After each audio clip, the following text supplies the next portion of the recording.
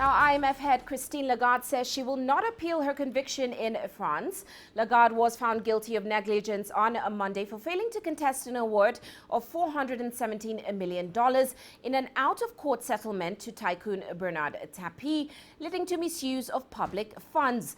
Now, there was, however, no negligence in her decision to seek an out-of-court settlement. Lagarde was not sentenced due to her good reputation internationally, although the charge would have carried a sentence of up to 1 year. She also said the IMF Executive Board had reaffirmed their confidence in her leadership. I would like to publicly thank the IMF Executive Board for reaffirming its full confidence in my ability to do my job as head of the IMF.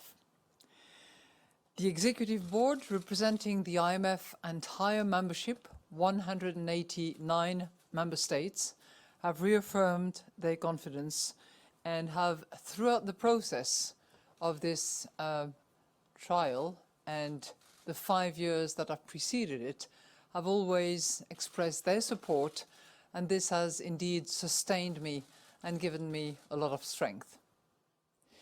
I have been held negligent, but without penalty, without sanction, without registration of the decision.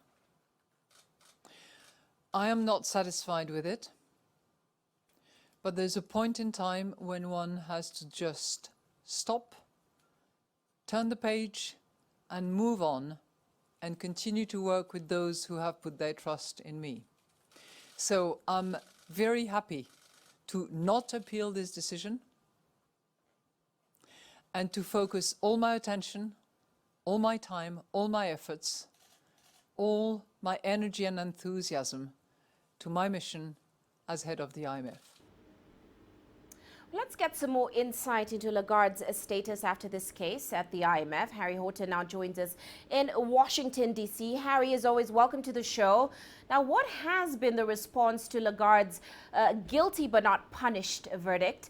Some, of course, seem to feel that the decision not to sentence her was a little too lenient.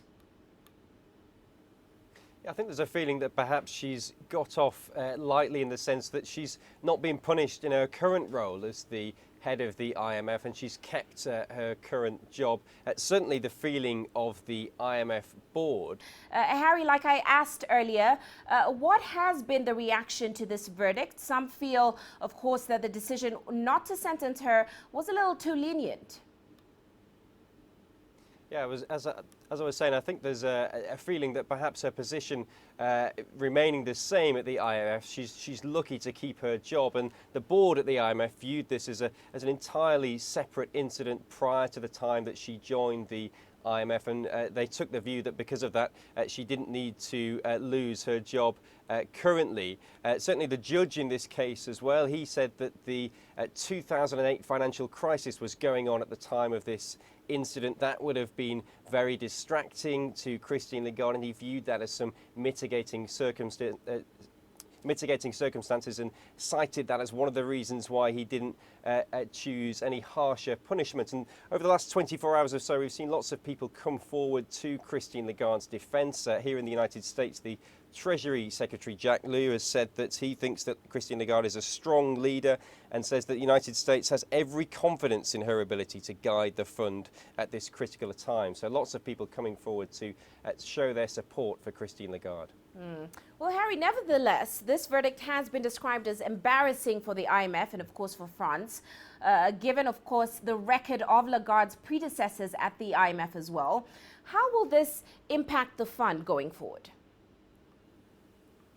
Well, I think we've seen a wave of protectionism and populism across the West, particularly in the United States and in Europe at the moment. And there's a sense among some members of the public that there's one rule for the public and another rule for members of the establishment. And certainly this ruling doesn't do anything